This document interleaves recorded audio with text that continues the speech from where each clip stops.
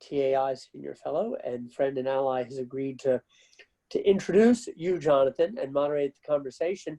If I may say, for my small part, though, Danielle, our associate publisher, Danielle, without affiliations, but just so we have an overview for people who are with us, a few still joining in the next couple of minutes.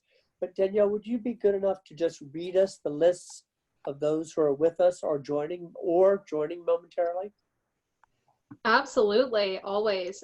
So tonight we have among us Gabe Schoenfeld, Jacqueline Deal, Nicole Penn, Constanza Stelzmuller, Richard Aldis, Sidney Lipset, David Kramer, Giselle Donnelly, Shadi Hamid, Jack James, Arch Puddington, Leslie Blakey, Marion Blakey, Andrew Albertson, Susan Garment, Alex Clapp, MJ Crawford, Adrian Pomescu, Tom Melia, Patrick Chamorel, Seth Cropsey, Mike Fox, Jeffrey Cabaservice, Jacqueline Descholets, Michael Mandelbaum, Steve Lagerfeld, Julianne Schaub, and Luke Phillips. I hope I didn't miss anybody, but if I did, please feel welcome to introduce yourselves over chat as well. Danielle, thank you very much. And Craig, what a group you have for you and your speaker. Well, thank you, Jeff, for giving us this wonderful platform. Thank you, Charles and Danielle. It's really great. So, Jonathan, I can't think of many writers that have written about as many different topics as you have. I think the first book of yours that I was given before I met you was Out Nation, which is still one of the best books on the culture of Japan. Then there was Kindly Inquisitors about political correctness on campuses. You did your book on gay marriage in 2004, your autobiography later on, and you've even written a book to make old people like me feel good about getting old. But one of the kind of constant themes throughout your work has been a concern, maybe even an obsession, with the dysfunction in the American government and in the American political process. The first contribution of this was in 1994, Demosclerosis, where you went after the evil special interests that you thought were clogging up the system. And then, you go fast forward to Political Realism in 2015, which the subtitle is How Hacks, Machines, Big Money, and Backroom Deals Can Strengthen Democracy. And a lot of your recent pieces in Atlantic and elsewhere that have questioned the way that presidential candidates are selected through the primary process and so forth. So to start tonight's conversation, how did you get from seeing interests as the problem facing democracy and democratic institutions to a position where you seem to advocate for a more,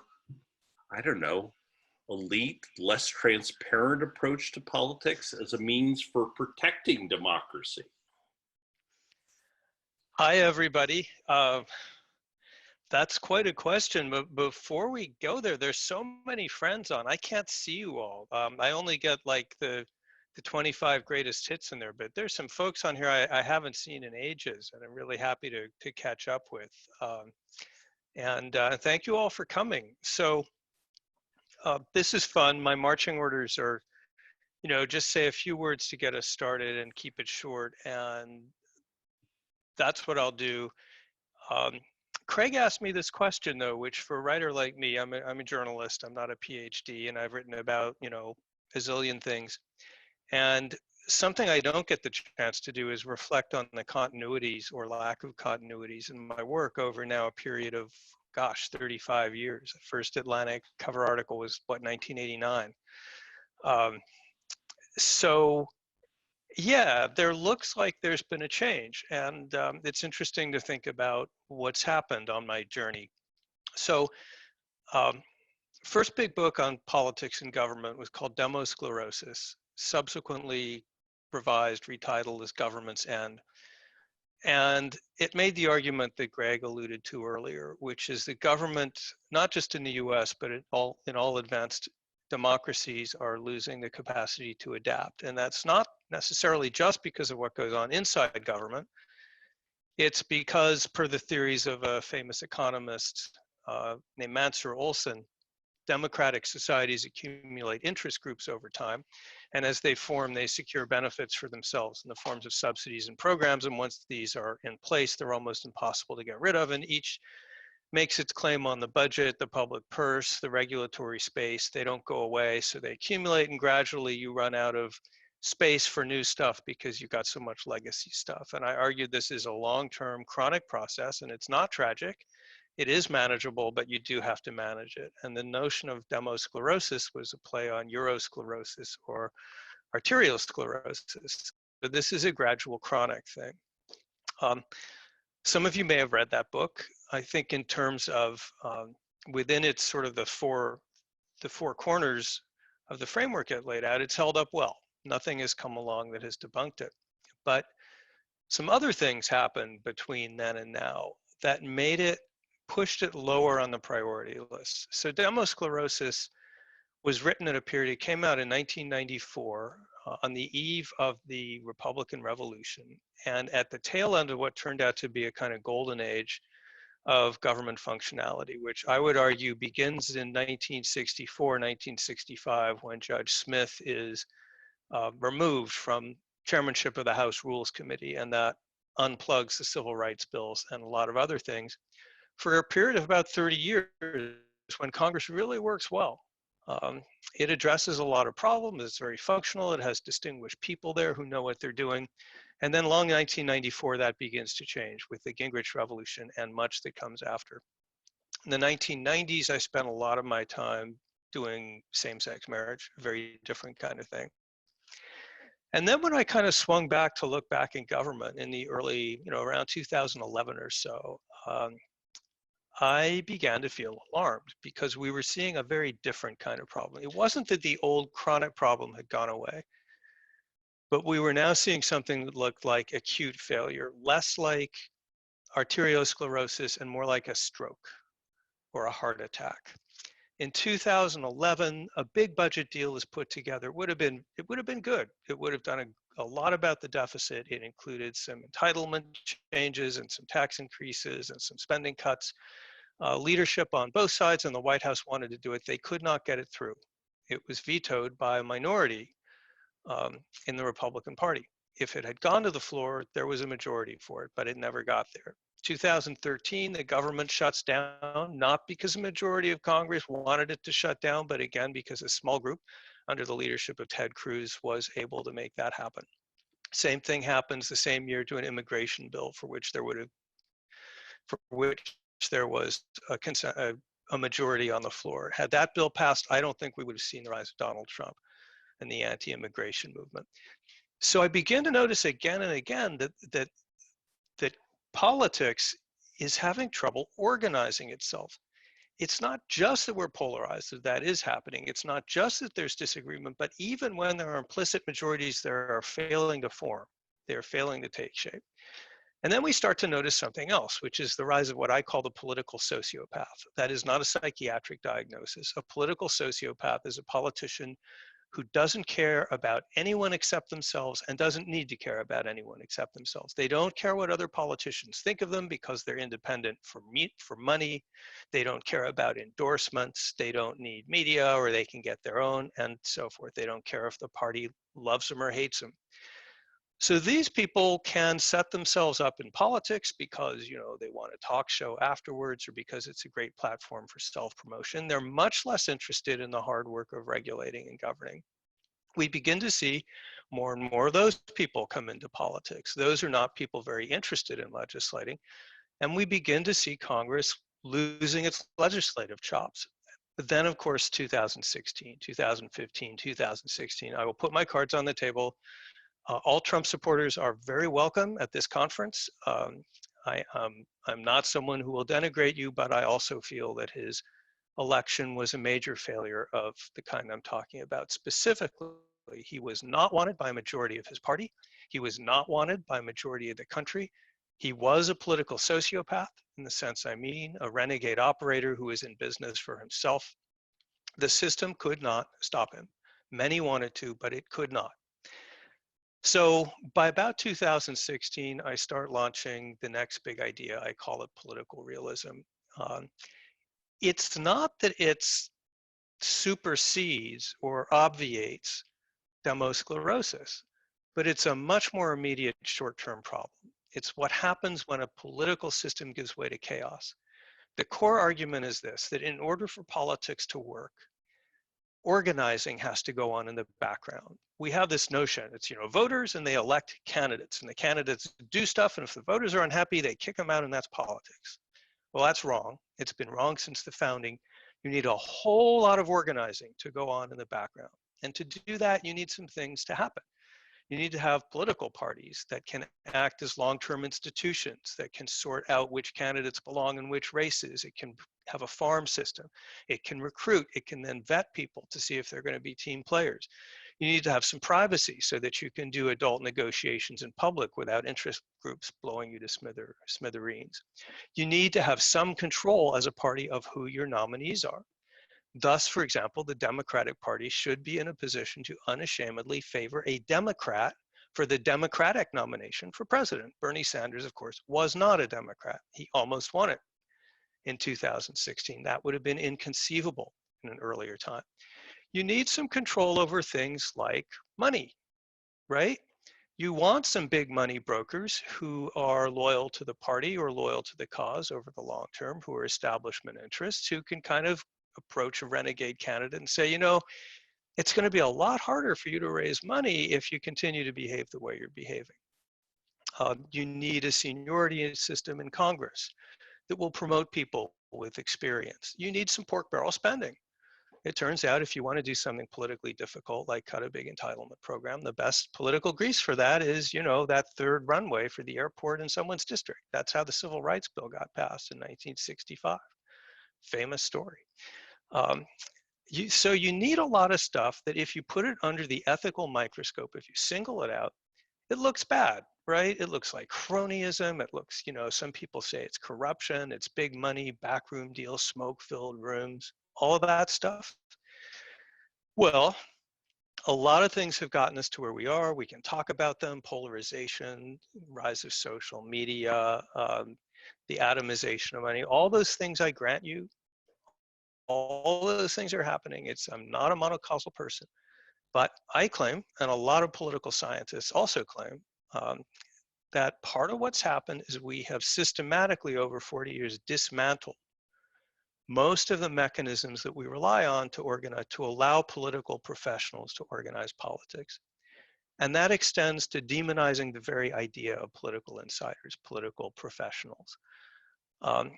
Well, if you dismantle all the things that need to be done to do air traffic control in an airport, you cannot be surprised if the planes get snarled, if they begin to crash in midair, if you begin to see behavior that would have been unthinkable for the previous 200 years of American history. So that's where I'm coming from now.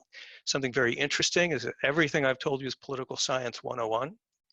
Somewhat controversial, but not very, but it has not penetrated the popular consciousness, which is still based on the sort of consumeristic model of politics where, it's like the grocery store, you pick your candidate, you go home with your candidate, and then the candidate does what you want as a politician, or then you fire them. It leaves out the entire distribution chain in the middle, all the other stuff that has to happen. So my current job is to try to get the public and the reform community to notice all of the stuff that has to happen in the middle, and to try to pull back on the jihad against political corruption, and to argue, or at least to consider, the biggest problem in American politics right now is not corruption, it is chaos, it is dysfunction. We will see more Trumps, especially in the Republican Party, for reasons we can discuss. In the future, he won't be the last if the parties are unable to exclude certain kinds of people. We will see more dysfunction in Congress, and therefore more passing of power to the presidents and the court if we don't re-empower the systems that let people like Nancy Pelosi do the manipulations they need to do, and so forth and so on. So I see myself as kind of a realist in both of these spheres in my career, but sort of segueing from chronic care to acute care. I guess that's more than enough. Wow. Okay, so this crew of people that come on the TAI calls know how to use the raise your hand, or you can send a note to either Demir or myself or Danielle, and we'll make sure that you get recognized. Let's see, there was a hand up, Luke. Hi, Jonathan. Thank you for being here and making this this presentation of the corpus of your work, and hope you're doing okay in quarantine. I was wondering what your opinions are on the responsible parties thesis that has come back into vogue in the last 2 years or so. I believe somebody wrote there was a book on responsible parties for our era written about a year or so ago, and the authors actually wrote a long piece at the American Interest summarizing their argument. So I was wondering if you could just comment on if stronger parties along the lines of what those authors are thinking is part of the political realist solution that you're arguing for. Yeah, thank you. Hi, Luke. It's wonderful you're here. I'm glad to see you and glad you're okay. I'm a fan of that book. So a big chunk of what I've been talking about comes through the political science literature in a conversation that's gone on for about 50 years about American parties. There's only one type of organization in America that even in principle can do the work of the background organizing of politics with a long-term time horizon. And those are the political parties. Unlike candidates, they have a more than 2 to 4 year time horizon. They have institutional histories. They have brands they need to consider, which tends to make them more responsible in the long run than individuals. They have organizational skills. They have hierarchies. And we have systematically weakened them over the period of the last 50 years. We have passed regulation after regulation that now makes it, for example, harder for the political parties to raise money than any other entity in politics. Just for example, we have made it harder for the state parties, a very important thing in politics, to do their job. So yeah, I'm a fan of strengthening political parties institutionally. And then the next thing someone's going to say, well, we're hyper-partisan. Why will that help? So this gets really interesting. I am convinced by the argument that a weird thing that's happened is the weakening of the parties institutionally. That is, as organizations with a past and a present and a future that can hold people responsible and accountable over time, and that can recruit people who are responsible, that can worry about governing, the weakening of those has increased the amount of oxygen available to the hyperpartisan activists and outsiders who rush in to fill that space. It's also increased the ability of extremists to run in primaries. That's a huge part of, I think, what's broken here, the primary process. It's very hard to exclude extremists, hyperpartisans, political sociopaths. The more of those people run and get elected, the weaker the party become. The weaker the parties become, the more of those people can run. The more of those people get into Congress, the more moderates don't want to run because they don't want to be in that environment and they can't get anything done. So you get in a cycle. Long way of saying, yeah, I am a fan of the book you refer to. I'm annoyingly, I can't, is it Grossman? Grossman and somebody? I'm a fan of the book. I'm a fan of the hypothesis. I'm the first to agree there are problems with strong parties. There are problems with everything in politics. But right now, the problem is that they're too weak, not too strong. That's especially true on the Republican side.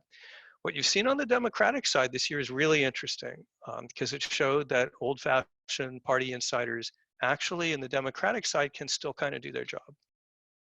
Just to clarify, Richard Aldis put the name of the book in the chat. It was Responsible Parties by Ian Chaparro and Francis McCall Rosenbluth. So thank you, Richard, for that.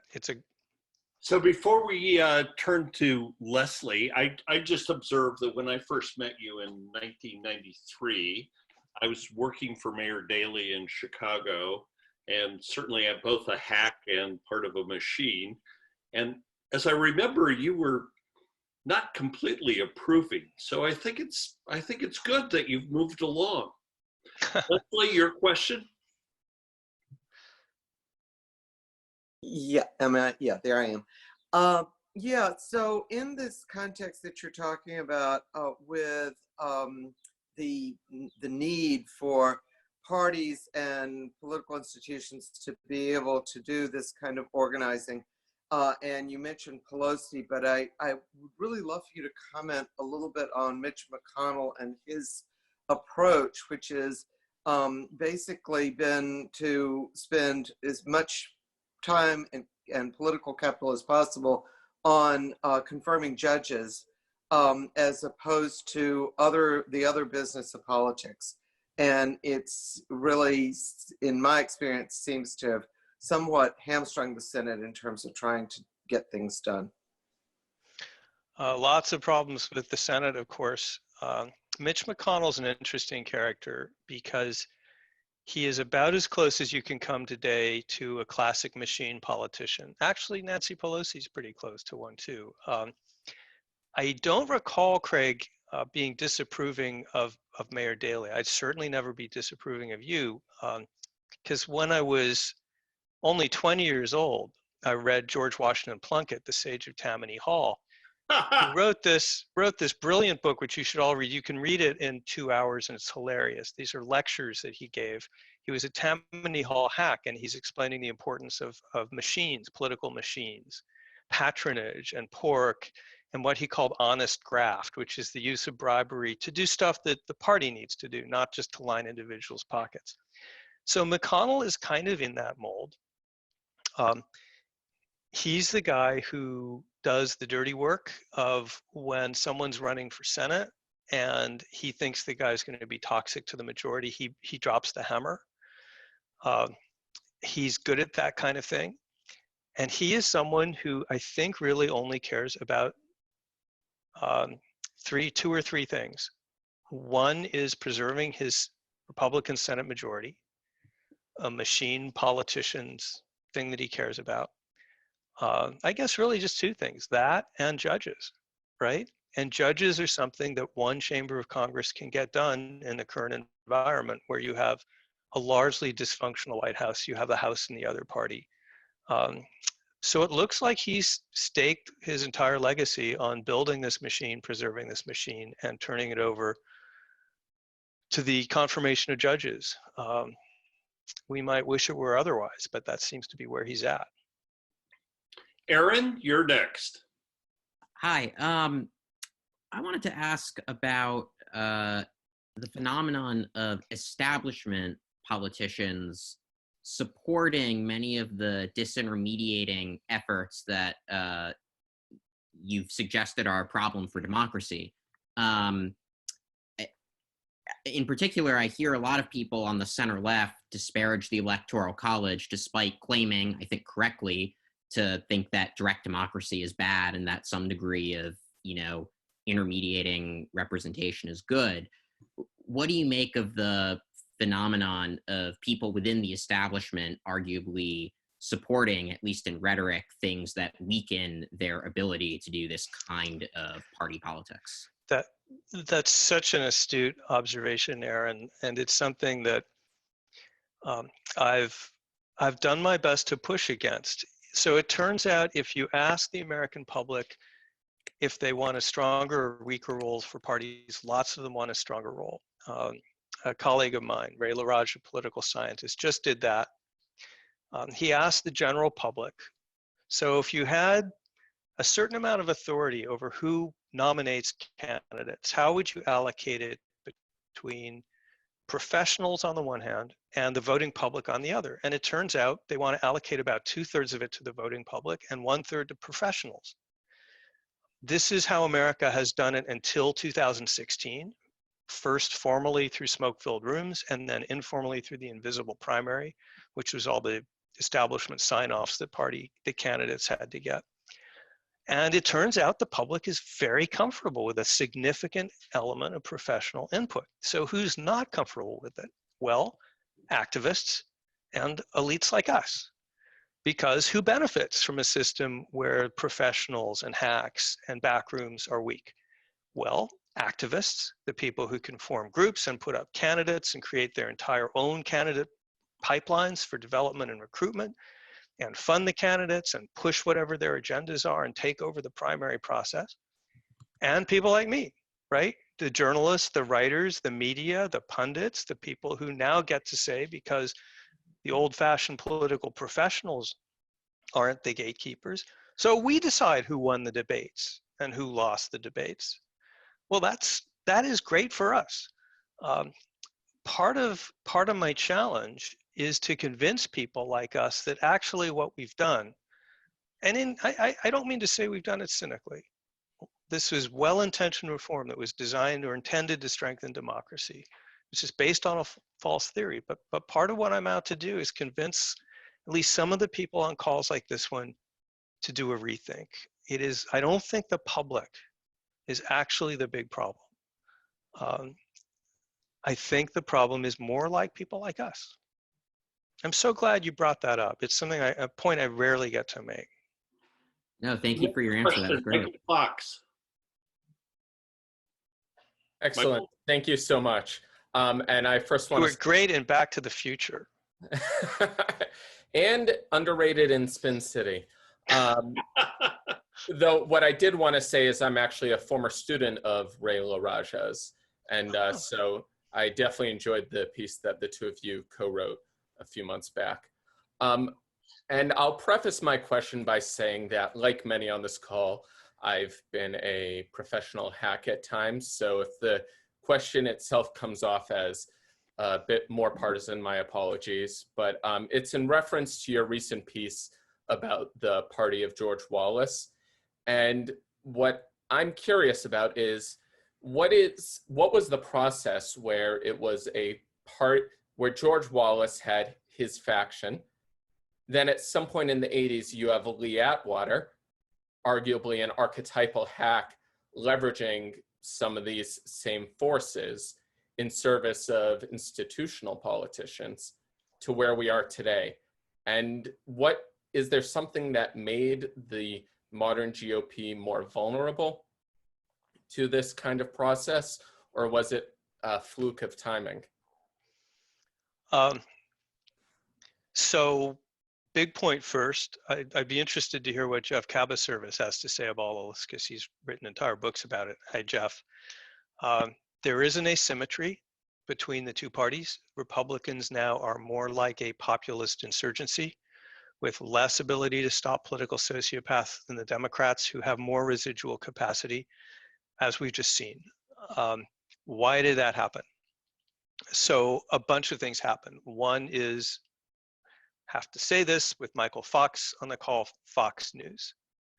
The rise of Rush Limbaugh and the alternative media establishment, which had a radicalizing influence and which it became very important for politicians to court. You also had the rise of Newt Gingrich, who decreased capacity in Congress and bashed government a whole lot and campaigned against government and political insiders. You also have the winner-take-all primary system on the Republican side, which is what made it possible for Trump to roll up as many delegates as he did as quickly. And it turns out, according to a paper that Ray and I think Brian Schaffner Zach Albert just published. You can find it on FixGov, which is the Brookings blog. So they actually asked Republicans and Democrats about their attitudes toward parties and intermediaries. And it turns out Republicans are more hostile to party intermediation. Interestingly, by the way, this may not surprise people on this call, but in the Democratic side, guess who the people are who are most populist and most want direct votes in primaries to prevail? And guess who are the people who are most interested in having an establishment weigh in? You guys might get this right. It's the white college-educated activists who are primarily interested in direct voter input, and it's African Americans who are primarily interested in having an establishment say. And that's because African Americans come up through the ranks, they understand the party as a machine, they are less ideologically driven. The college-educated activists tend to run the show. So it's a side note. I'd be curious, Jeff might have other factors that he'd want to add about why Republicans have gone the way that they did when they did. I mean, we could go on and on about this. And it seems like someone's always coming out with some interesting new angle on things. I would commend to you all Evan Osnos's piece in the New Yorker yesterday about how the Greenwich Republican Party, Greenwich, Connecticut, which had very much been the preserve of moderate, somewhat patrician Republicans in the mold of Prescott Bush, father of George H.W., grandfather of W., gave way to being a very Trump-dominated bunch of hedge fund managers. And, you know, I think clearly this is a case where a lot of identities align. The identities of the hedge fund managers in making vast sums of money without any kind of restrictions whatsoever from society kind of aligned with the Trumpian urge to get rid of all of these kind of establishment restraints that you're talking about, as well as the party restraints. I mean, it's interesting coming together. You know, I don't have the answer to all of this, but what I find interesting is when you look back at the moderate wing of the party that I looked at, even when they were confronted with the rise of the conservative movement, they saw it as, okay, here's another faction jostling in this basically factional party. And at some point, we're going to have to let them have a turn, and we're going to have to concede something to their preferences. Whereas the conservative movement, at least most of the people in it, didn't think that way. They actually thought, we're going to take this over and we're going to run the show and we're not going to tolerate any dissent. And people are either going to get on board or we're going to kick them out. And the question I have for you, John, is, you know, whether, as my colleague Steve Tellis and his co-author Robert Salden put it, the future is faction. Can the Trumpian movement become actually a factional interest in the party? Can you actually get people like you know, Josh Hawley and Tom Cotton and Mitt Romney and others kind of actually forming this kind of post-Reformicon faction that will horse trade with other less Trumpy factions in the Republican Party, what's left of the moderates, the Mitch McConnell machine politicians? Or is there just a nihilistic streak in both the Trump voters and their representatives in Congress, where they are going to sort of seek to dismantle anyone who doesn't agree with them, kick them out, even if that means losing elections from now until God knows when? So am I allowed to Jonathan, say yes? I'm sorry, Craig? Go ahead and answer that question, and then we've got 3 or 4 others in the queue. All right. Am I going on too long? Should Nope. I be more Nope. clear, concise, and well written? No, yes was perfect. So, elaborating slightly on yes, both of those things are possibilities. The article that Michael Fox just alluded to was published the other day on Atlantic.com, and it argues that the Trump movement is in fact not a Trump movement. It's another outburst of the George Wallace movement, which is an insurgency, a populist, white identitarian insurgency that began 50 years ago, working class based, heavy in the South, but not just in the South, that it popped up. It materializes opportunistically. It materialized for Pat Buchanan and Sarah Palin. What it did not do for Trump was manage to take over the party and with it the presidency, despite not having a popular majority, something George Wallace said was possible. And he turned out to be right. So where the article ends is with exactly the question you asked, which is a big question. Historically, the Wallace movement has not been wedded to a particular party. Wallace was a Democrat. He also ran as an independent. Buchanan and Palin, of course, Trump, are Republicans. It has never been institutionalized. It doesn't have a clear agenda. Wallace didn't have a clear agenda. His agenda was to complain and express resentment, similar to Trump. It's hard to know what to horse trade with people whose agenda is to express resentment and class solidarity. So where the article ends is with the question, does this group become a standard kind of a faction within the Republican Party? Or do they just continue to be a disruptive presence in American politics that goes hither and yon and strikes where it can? And the answer is, I don't think we know that yet. But I think what we do know I go out on a limb a little on this, but having seen that this faction, the Wallace vote, has been with us for 50 years, and that people like me have grossly underestimated its significance. I reckon it accounts for about 20 to 25% of the American electorate, which is a lot. Now that it's tasted power and it has organization and money, it's gotten stronger, not weaker. And in some form or other, we're going to be living with this as a major force in American politics for the indefinite future. Okay, Suzanne Garment. Feel better now? No. Yeah, your turn, Suzanne. You're muted, I think.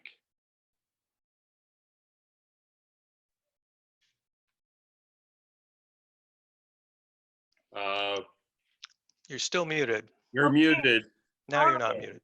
So how do we get back? Or can we get back? Is that the whole question? It's a That's nice the- and short question. That's the whole, Well, that could be a long conversation. So a few bullet point items, and then I can refer you out to stuff I'm writing, other people writing. First of all, a lot of what got broken can be fixed in ways that are not super difficult. You should allow the parties to raise, in my view, unlimited sums of money for their candidates and then coordinate with their candidates. Make them the clearinghouses for money so the candidates and donors alike have to go to the parties for approval. There's a lot of stuff you can do without even changing a line of law. There is nothing in law that says parties used to have to choose their nominees through popularity contests only. They could require candidates to get endorsements in order to qualify. They haven't done that, but they could. They can do that any way they want to. So it's simply a matter of willpower in many ways for them to get back into the business of vetting candidates. A lot can be done to strengthen the state parties, to untie the hands of the parties in terms of the regulations that they've faced. I've written about that with Ray. You'll find that on the couple papers at Brookings. You can change the rules. Again, you don't need to change a line of law. These are congressional rules, so that you reduce the number of roll call votes, which are used to weaponize amendments so that everyone has to vote on these silly things all the time. You just have a roll call vote on the final bill. You could reduce the amount of transparency in the negotiating process so that it's easier for these people to meet and work stuff out. You could reinstate earmarks. That's by no means a magic bullet, but it would be a step in the right direction. That allows you to put stuff in bills that helps things get through. It gives congressional leaders more toys to play with when they try to assemble majorities. You could make the appropriations committees stronger instead of weaker. I could go on and on. So there's absolutely no shortage of specific things that could happen. If you pinned me down and said, what's the most important single thing to reform? I would say it's the candidate nomination process. When it's dominated by activists, extremists, and political sociopaths, as it is now, you're going to drive moderate candidates from the race and elect people who are less and less competent. So you need to introduce an element of what my colleague at Brookings, Elaine Kmart, calls peer review. And that's where party professionals, hacks, political careerists get more of a say, not exclusive say. The voters still need to be number one, but these people need to be partners in assessing candidates, organizing the field, and have more say earlier in the process, not superdelegates at the very end. So that's all that stuff. Now, the big thing, okay? So I did same-sex marriage. When I started that in 1995, people said, don't even think about it, it's ridiculous, it'll never happen. Here we are. The way that happened was changing the way people thought about marriage and society and gay people.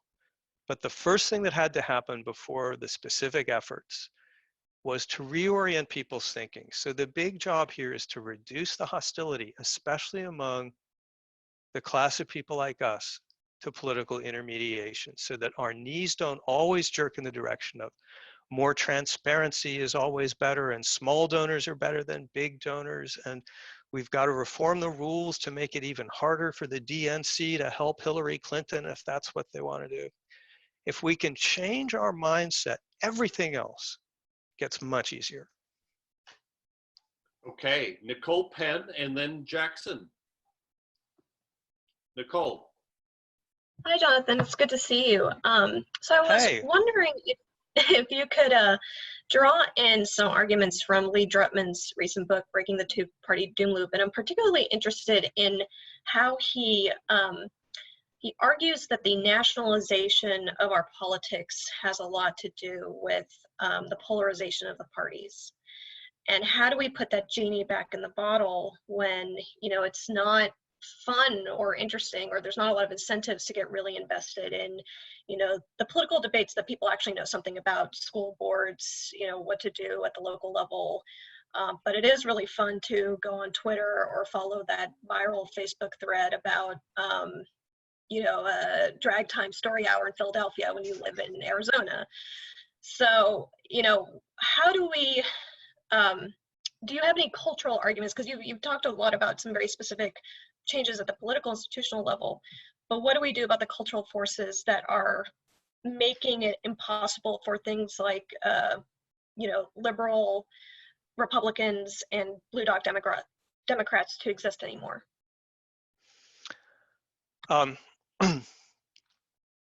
Again, a lot to say about Lee's book. This is Lee Drutman. He's at New America Foundation. To our eternal regret, we lost him from Brookings. He wrote a book arguing for going to a system with proportional representation and multi-party democracy. He believes the two parties are irreparably broken. So he wants to go with something more like Italy or Israel. That's a whole different argument. I think he's wrong about that, but I also think it's the wrong conversation, and that given the system we have now, that increasing the ability of the parties we have to do their job as parties of doing political organizing is more important. So Nicole, I don't pretend to have easy answers to problems like social media and the polarization of society as a whole. But I think there are aspects of this that can be addressed, and I just mentioned some of them. One is there's still a lot of moderate voters out there.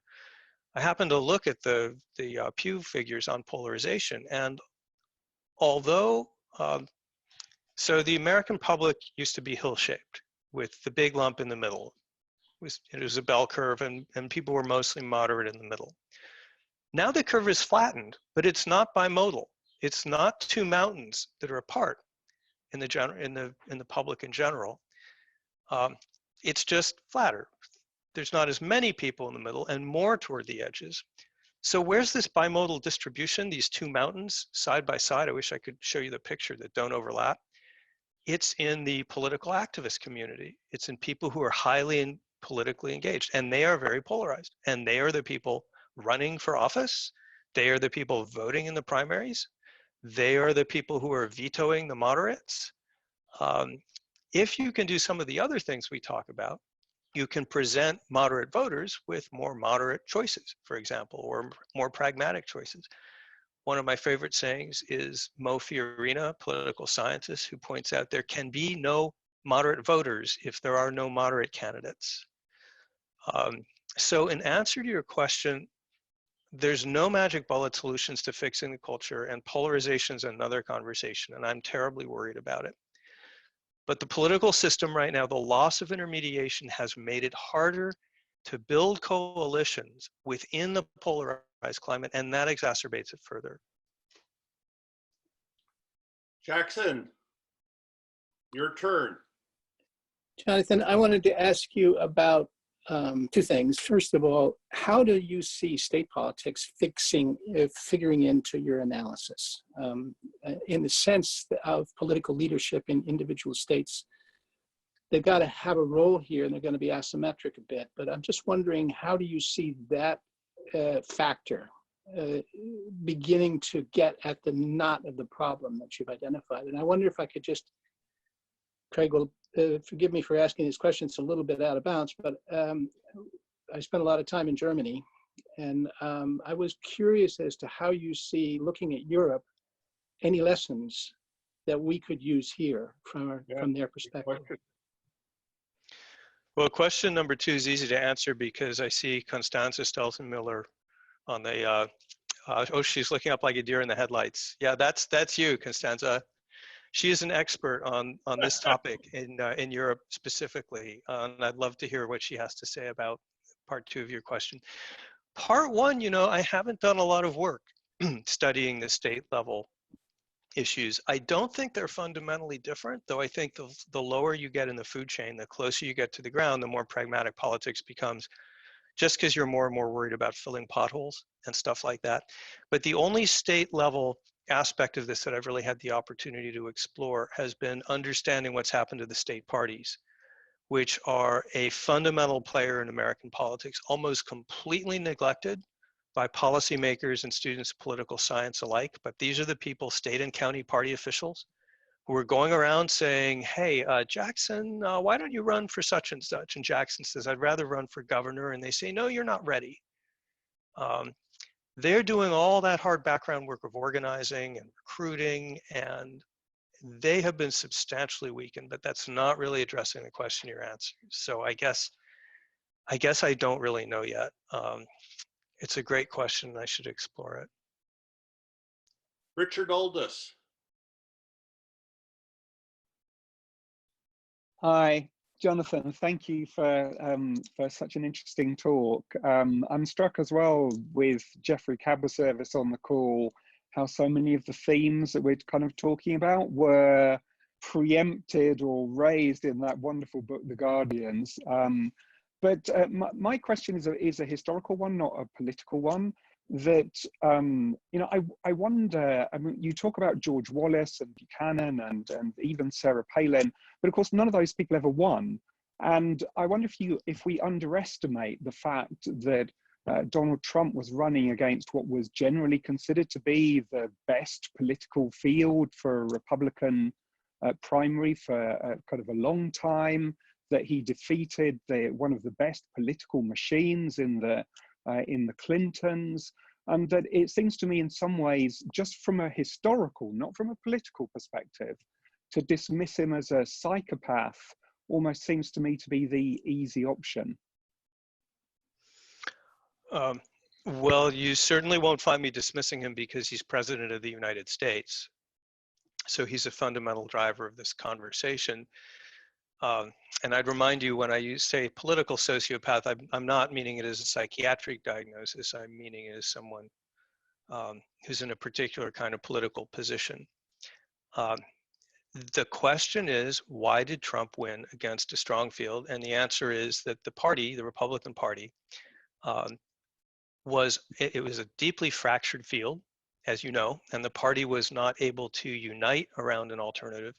And even if it was able to unite around an alternative, it had become too weak institutionally to be able to organize around that alternative. So essentially, its hands were tied.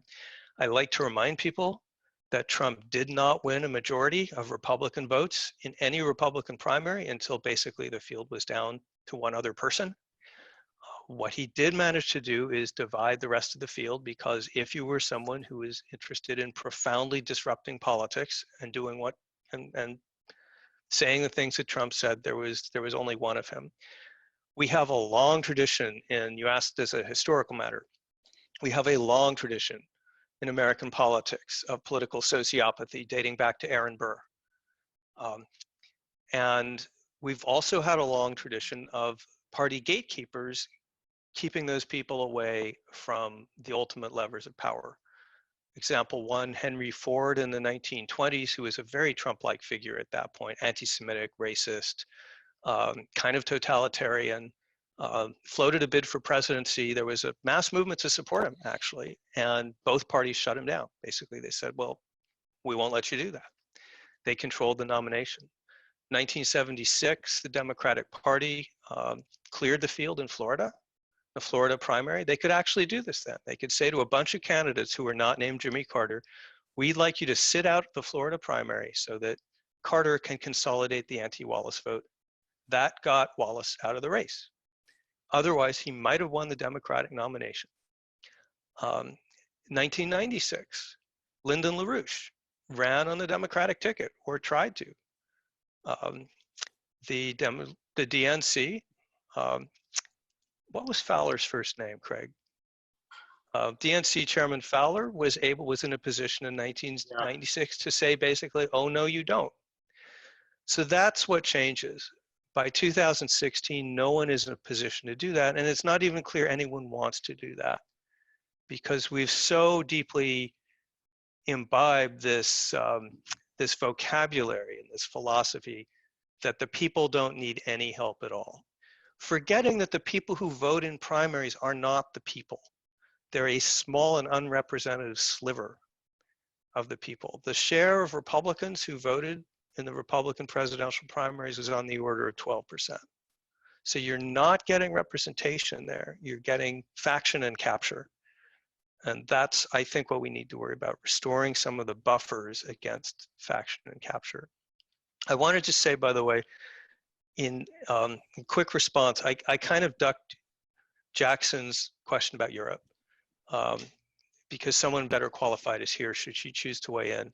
But I'd also point out one of the reasons that we know that it's not just the reforms that I criticize that have caused this problem in America is we're seeing versions of this problem in other countries. The Jeremy Corbyn phenomenon in the UK, for example. The rise of two very different populist parties in Italy, and so forth. So we know that a lot of what's going on here is not within the sort of four corners of political policy, political reform, political structure per se. There are other things going on, and I never want to try to simplify away from that. Okay, great. Shadi?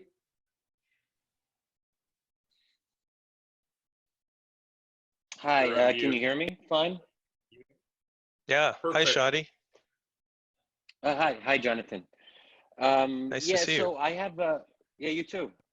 So I have maybe a purposely provocative question, mostly because I'm just curious to hear how you'll respond. We know we can count on you for that. Okay, great. And I had to step out, so I apologize if you covered this at some point. But so I guess the first thing is if a controlled nomination process similar to the one that the Democratic Party has, if that process produces Joe Biden as our candidate, isn't that sort of self-negating? Doesn't that, I mean, like undermine the premise from the very start? And then, but like more importantly, and this gets to my my broader question, which maybe is more about what our starting principles are in this debate. Why is having a competent or moderate candidate the goal in the first place? And I guess the answer to that might seem obvious for those who already believe that competence and moderation are inherently good things. But there are a lot of people who don't start with that starting premise. So if we kind of remove ourselves from the starting premise, and of course everyone on a TAI panel presumably believes in competence, so I guess it doesn't really apply to the people on this call, except maybe for one or two of you who I'm looking at in the squares. But yeah, I guess like how do you make the case that competency and moderation should be the goal to people who don't share your starting premises? Thank you, both wonderful provocations. So Joe Biden, various people on this call will have different views about Vice President Biden, and I'd be interested in hearing some of them. My own view is that a party's job in choosing a nominee is to find someone who will A, win the election, and B, unite the party. It's hard to find someone who will do both of those things. It seems to me the party made a rational calculation, and I would argue a correct calculation, that Joe Biden was much better able to do those things than, say, Bernie Sanders, who I think would have divided the party and lost the election. Now, Joe Biden might lose the election anyway, but the starting point is those two things. And so they made a very traditional decision. We'll see how it works out for them. But I, for one, as you can guess, was relieved to see that party regulars, in particular, voters in South Carolina to begin with, were able to join ranks. And then you saw behavior by other candidates that amounted to clearing the field. The second question, the second point, so competence and moderation, yes and no. I'm an unapologetic believer that governing is really, really hard, much, much harder than brain surgery, and competence is really important, especially at times like this, and that it is not good for a country to fetishize amateurism and authenticity at the expense of competence and capacity. And I'm afraid that that's what we've done, especially a lot of voters, especially a lot of primary voters. Moderation, not so much. The point here is not to elect moderates preferentially. The point here is that I and a lot of people argue that the system as it is now, especially the primary nominating process, discriminates against moderates.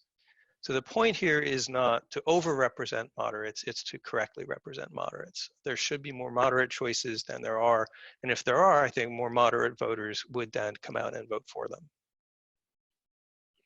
But Jonathan, one very quick thought, just very quickly though. I mean, what would you say to those who don't think that competence should be prioritized over other objectives if you were trying to convince them to get on board with your That's a good question. That's never arisen in a conversation before. I guess you're kind of describing the insurgent vote, the Wallace vote, the burn it all down vote. We see some of that on the left and some of it on the right. And I'd have to think about whether those people are persuadable. And maybe the answer is they're not. But in a capable political system, they're a minority. They're not even that large of a minority. And you try to integrate them into the system to some extent. You don't want to muzzle them. You don't want to silence them or disenfranchise them, but you also want to be able to build a competent system around them. So I guess I'd say that. To follow up on Chaddy's point, isn't the point that many of those voters who voted in 2016 felt that the technocrats had not been competent, that they had not delivered competence for those voters?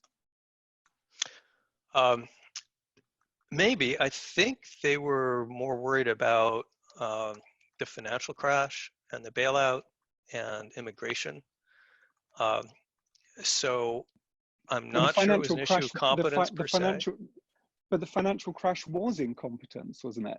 I mean, it was the system breaking down, plus globalization breaking down. All of these things that, as I say, I'm not making any political points here, but I mean, it seems to me that those voters felt that those technocratic answers, globalization, competence, all of those things that we're talking about here, that somehow they had failed them, that they had not delivered for them.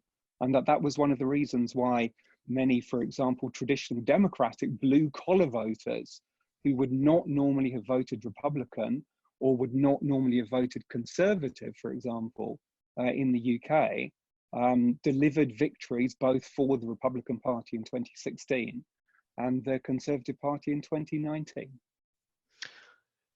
Fair point. My own reading of populism is that it is not primarily about competence, it's about grievance.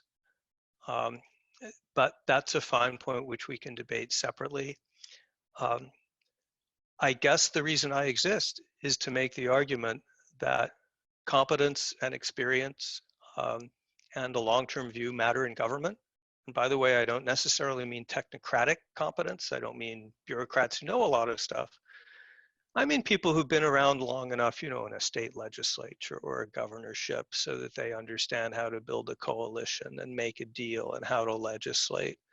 And they feel like they'll be in the system long enough so that they need to be accountable for the results and not just for the one vote. And that they have goals in life that are larger than, getting a talk radio shows. But I guess I'm here to argue to the world that we have undervalued those things.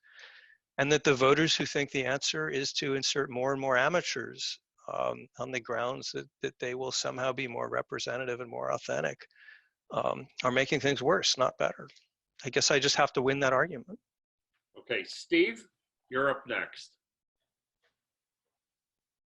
You're on mute. Yep, unmute. Okay.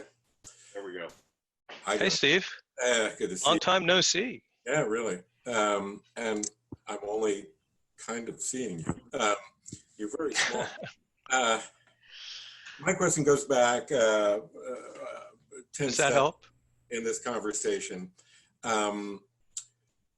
you know, I couldn't agree with you more about the need to renovate and restore the political parties and their functioning. But when you talk about it, you talk about their elite level function, which is really important and is a thing that we care about. But traditionally, the parties were built on the backs of foot soldiers who who belonged, who did the work, who participated, who took their cues from party leaders and not necessarily elected ones, but you know, their precinct captain or whoever. Those people were, number one, people from organizations like labor unions and so on, many of which are much diminished now. Or two, you know, people who had other incentives for participating in the life of a political party. And that those could be many reasons, but of course the most obvious is you could get something for it. You know, there were jobs, there were turkeys, there were favors, there were all sorts of things, many of which aren't really available or even needed anymore, in the sense that what you can now get are policies. You know, they get a social benefit or, you know, some kind of legislative action. They're not getting personal things. So my question is, in this sort of renovation process, what's in it for the people who are below the level of the gatekeepers? How do we rebuild the foundation of a party? Oh, what a challenging and interesting point. And yeah, we do forget that in the heyday of the party system, the parties were very much participatory, you know, torchlight parades and picnics, and yeah, the Thanksgiving turkey and all of that stuff. My uncle, actually, my late uncle was one of those people. He was a unionist who never missed a meeting of his local Democratic club. Even when he could barely walk, he would hobble over there. The party was his life. We don't see that anymore. I don't know many people who think that we can go back to parties being big grassroots organizers, though I don't know. I'd love to see it tried. I do know people who understand that the political parties remain a lot more than just the top level elites. When Ray and I took a hard look at the state level parties, and we surveyed all of them and got responses from like over 50%, which was amazing. We discovered that they still have a fair amount of institutional capacity. No, they cannot do a lot of participatory organizing, but they can still do some. What a lot of them are doing is teaming up with party auxiliary groups like Move On or Indivisible on the Democratic side, or the Chamber of Commerce on the Republican side, who are doing some of the local grassroots organizing for them. Now that's problematic because these outside groups are dual use technologies and they can turn against the party at a moment's notice. They're accountable to themselves and not the party, but that's what the parties were doing to try to rebuild grassroots capacity. Ray and I argue that a little of this weakness, at least, could be addressed if we untie the party's hands, make it easier for them to raise money, which is very, very hard for them to do right now. If you read a paper we wrote on state parties, it's the Brookings website, you'll see some of the absurd regulations they live under that just don't make any sense in 2020. So I guess where I'm coming from on that is we're probably not going to see the return of party torchlight parades, but there's still a lot that can be, there's a lot of structure there below the top level, and there's a lot that can be done to reinflate it. Andrew, you get the last question. Well, thank you very much. And this has been an incredibly interesting conversation. So thanks for pulling us all together and for leading it. Yeah, I'm coming at this more from a professional practitioner standpoint than a theoretical one. So I'm trying to think about how my own organization interacts with some of these dynamics. So, what's your organization? I run a group called Foreign Policy for America. and we're an outside organization, with ambitions to growing very large, like a League of Conservation Voters or, NARAL, Planned Parenthood, that sort of thing. But to support principled American engagement in the world, just the bipartisan 70-year tradition of internationalism. And so, we're acting as an outside organization, but in service of, seriousness and moderation, to use a term that everybody gets on board with except Shadi, I guess. But my question for you is, I see you said something that is striking. You said the system discriminates against moderates right now. And it struck me that the dynamics of competition are very different, for candidate recruitment, for, building support for fundraising, whether you're a House candidate, a Senate candidate, or presidential. So I just wanted to ask you if you see distinctions in the competitive dynamics among those different aspirants for public office and how that plays into your thesis. So what were the groups again? House, Senate, and was it the White House? presidential? Yeah.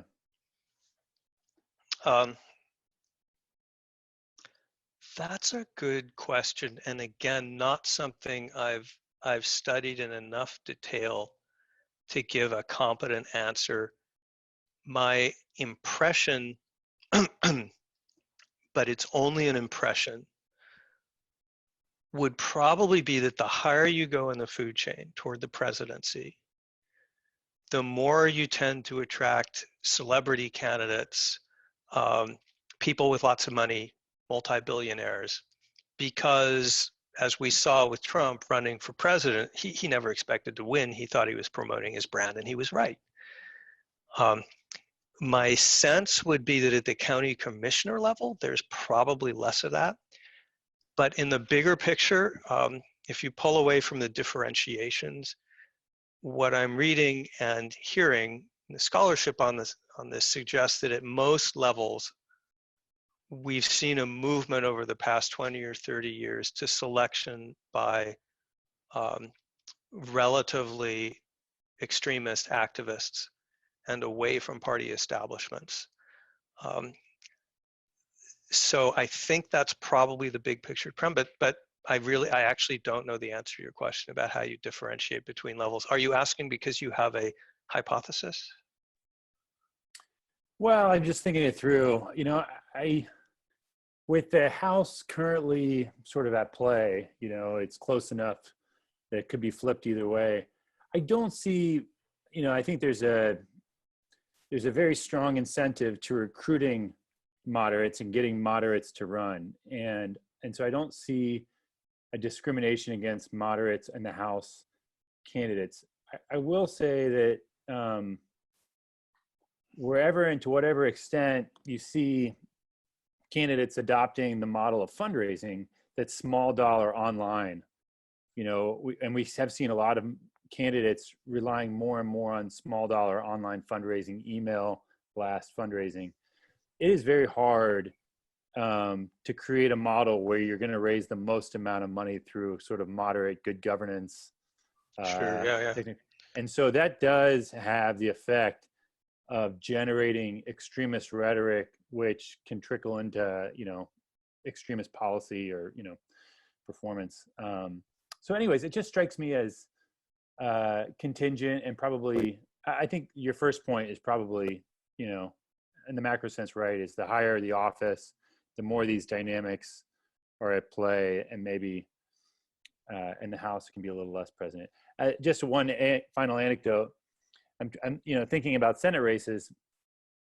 The most notable example where you're seeing kind of a really crazy but viable Senate candidate are places where House members are running for Senate. So they've already made it through the guard, and they're taking that same rhetoric and applying it to Senate level politics. But anyways, I'm talking too long, so it's really interesting to hear all your thoughts on all these issues.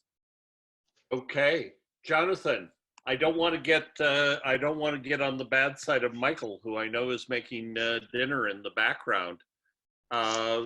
Thank you so much for a great evening. When we see each other the next time, I've got a question for you about Illinois politics, because I think it breaks your model of of state parties, but it can wait till then. Illinois is a mess. I give you that. It is a mess, but it's got a very strong Democratic Party. Anyway, no guarantees in politics. Thank you for having me, and especially, I'm sorry we couldn't get to everyone. It was such a good conversation. It was an honor to be with a group of this caliber. I hope you can find me through the Brookings website or my own website. I hope you'll feel free to get in touch and continue the conversation. And thank you again. And what a great group tonight. Thank you all. Amazing group. Time for Thanks, dinner. Craig. Thanks, Jonathan. Thank you, you. everybody. Bye-bye.